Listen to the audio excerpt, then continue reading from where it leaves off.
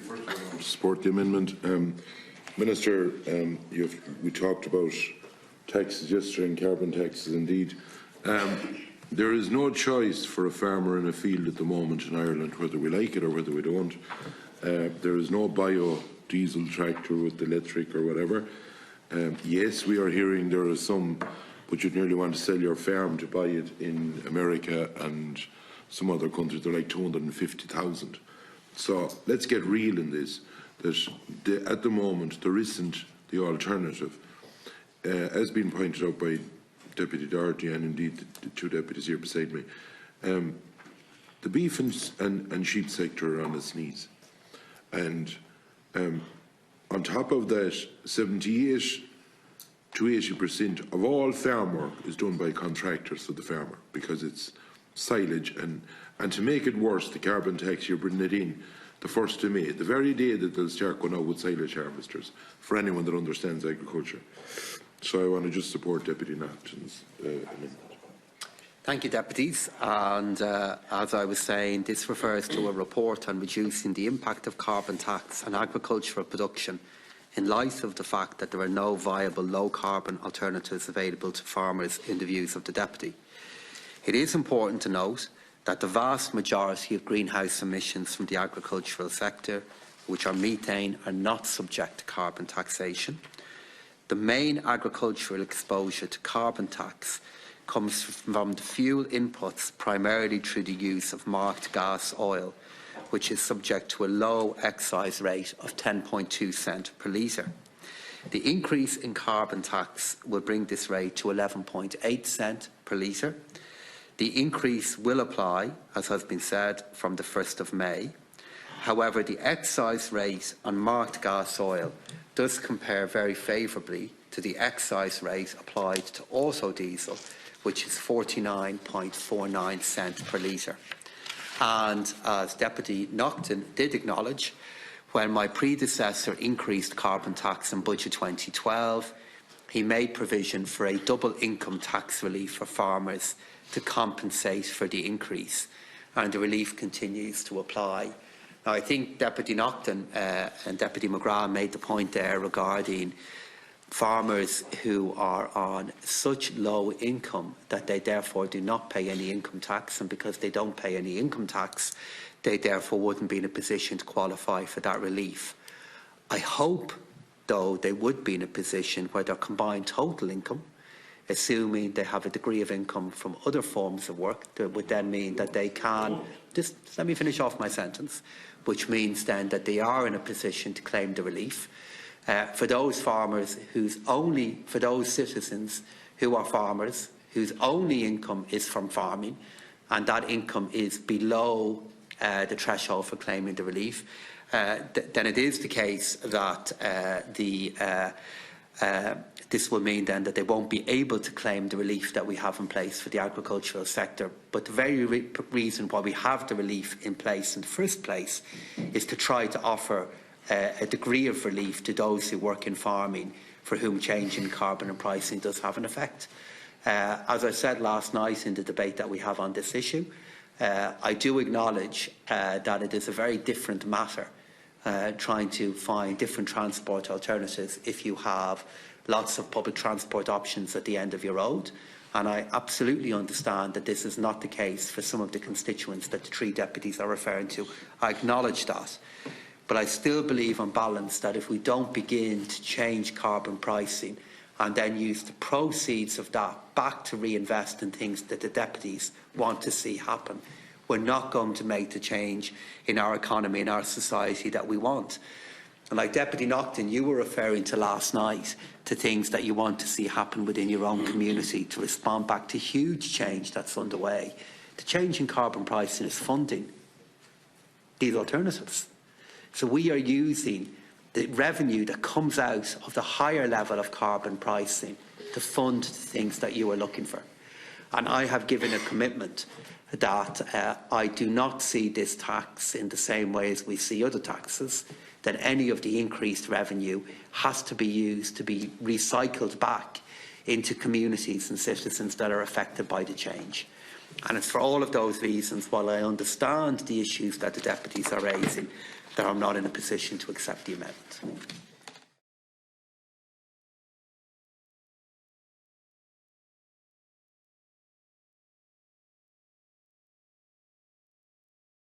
Minister, as we've outlined in the previous one that we spoke about, 80% or even 85% of all the work on the farms is done by contractors. Yes, there's a break for farmers that you spoke about in relation to the double taxation. For the contractors that go in and do the work, there is no other than their normal tax system. And being blunt about it, whether, you know, the machinery that's out there, there is no other alternative. And that is from people that spend a lot of money to have the best machinery and the most efficient machinery. They have gone right through the years in the line of getting the most up-to-date, sophisticated machinery in relation to be as good for the environment as possible.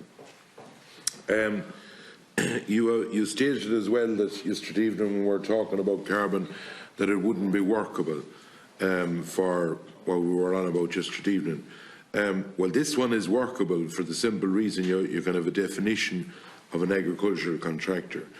And the reality is, and let's be very clear on this, and Deputy Doherty spoke about it earlier, there are people that would be in food poverty and fuel poverty.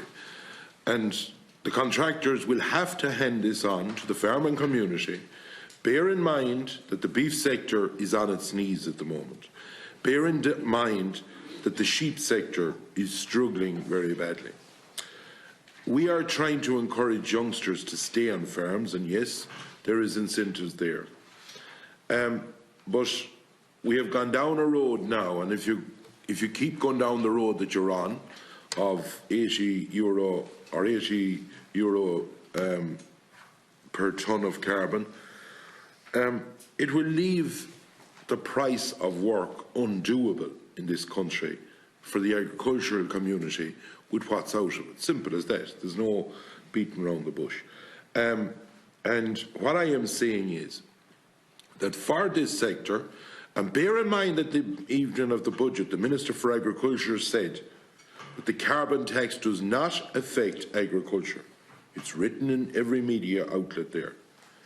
Well, this is showing the effects of it, the effects going down the road. And what I am asking you to do is put in an amendment to it, or put in a proviso in the finance bill that will say that contractors can rebate back the carbon tax or give the double taxation. Because if we don't do this, we are going to see less farmers around the country with the path that I see laid out. And fine if there was electric tractors or electric combines that go around. But we see so far, and we see what's in the pipeline, even for the next 5 to 10 years. And we need to make sure that we leave these people viable. But on top of that, what will happen is we will see farmers that are already losing money going into a worse situation. And is this the aim of the carbon tax? Is this the aim of government? And is this the aim of us as politicians? I don't think it should be. We are crucifying rural Ireland with this. I propose to take amendments number 80 and 85 together. Amendment number 80 was submitted by Deputies Michael Fitzmaurice and Deputy Matthew McGrath, refers to the purchase of marked gas oil by agricultural contractors for work carried out on behalf of farmers being claimed against income tax payable. Amendment number 85 from Deputy McGrath refers to a report on a potential diesel rebate scheme for agricultural contractors similar to that in operation for road hauliers.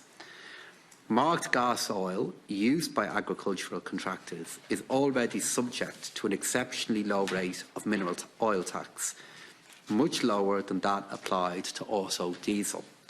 The rate of mineral oil tax on marked gas oil is currently 10.2 cents per litre, which will increase to 11.8 cents next May following the application of the increase in the carbon price. In relation to agricultural contractors, individuals who incur expenses in relation to farm diesel in the course of their trade or agricultural contracting may claim an income tax or corporation tax deduction for these expenses, including any carbon tax charged in respect of the diesel.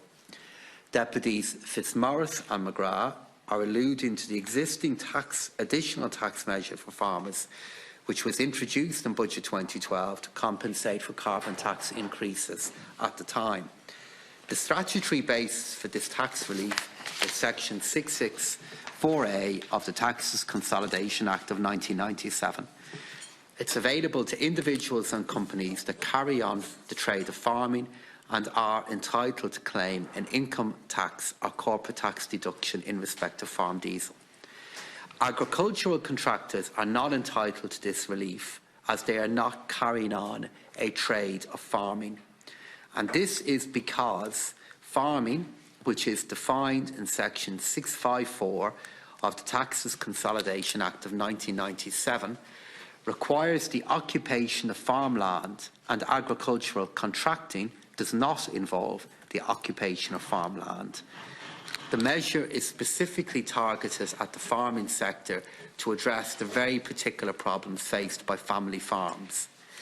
The legal basis for the diesel rebate scheme, which Deputy McGrath is referring to, originates in the Energy Tax Directive. There's no legal basis to extend the diesel rebate scheme beyond hauliers and bus operators, as there is no legal basis for operating a parallel marked gas oil rebate scheme. As the deputies will be aware, the introduction of new tax reliefs, and indeed the extension of existing targeted reliefs, reduces the tax base and makes general reform of the tax system that much more difficult. However, I have agreed with Minister Creed that our departments will engage on potential measures to assist the agricultural sector in meeting the challenges and the obligations set out in the Climate Action Plan, and to incentivise better health and safety in the sector. These measures may include the review of some of the tax reliefs available to the sector. And this work will, I believe, feed into the budget planning cycle for next year. So I'm not in a position to accept the amendments that have been put forward by the deputies, but I do want to indicate now that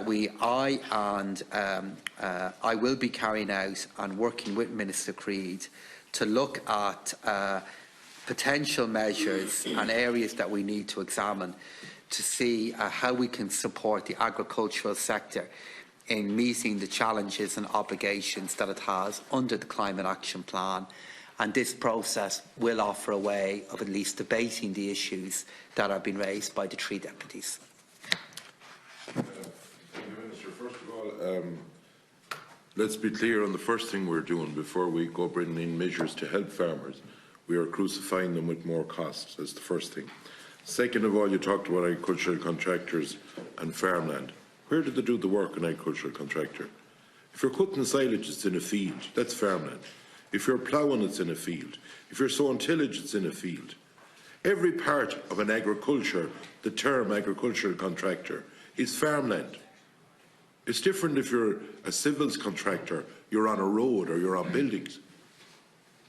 And what you've stated there, that they are not basically involved in farmland, with you used a phrase there about the terminology of them.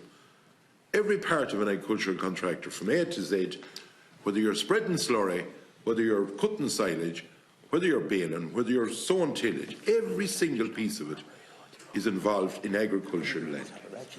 And if we don't make an allowance for the likes of the agricultural contractors, yes, you're right on the haulage side of it, and that was done a few years ago, and that's welcome, but that's commercial. Haulage was commercial. But agricultural contractor, if you look up the terminology of it, is solely to do with farmers. And we are now putting an extra price on top of their diesel, where they don't have the double taxation, where there is no other choice, where they have no other choice only to put it on to the farmer and have a look at the stats that will come out in the next month. We can talk about helping the agricultural sector with the Minister for Agriculture coming down the road. There's a lot of farmers at the moment who won't have a road to go down with the price they're taking for beef and for sheep. And either we decide not to crucify them more and give this allowance, or we don't. From the point of view of carbon tax, just to go back to what Deputy Fitzmaurice said, and absolutely again want to recognise the challenge that many are facing at the moment who are in agriculture. I'm aware of all of the challenges for the beef sector. I know the issues that led to the protests that you're referring to, Deputy Fitzmaurice. But when we talk about crucifixion, let's also just acknowledge that for anybody who is paying income tax at the moment, that we have a relief in place to ensure that they are protected from most of the effects of higher carbon pricing. Okay. So, Amendment 80, how stands your amendment, Deputy Fitzmaurice? You're pressing it. So, Amendment 80. On that amendment, the question is that the amendment be made. All those in favour say "tá." All those against say "nil." Neil. I deem that the question is lost. As less than the full membership is present under standing orders, we are obliged to wait 8 minutes or until the full membership is present before proceeding to take the division.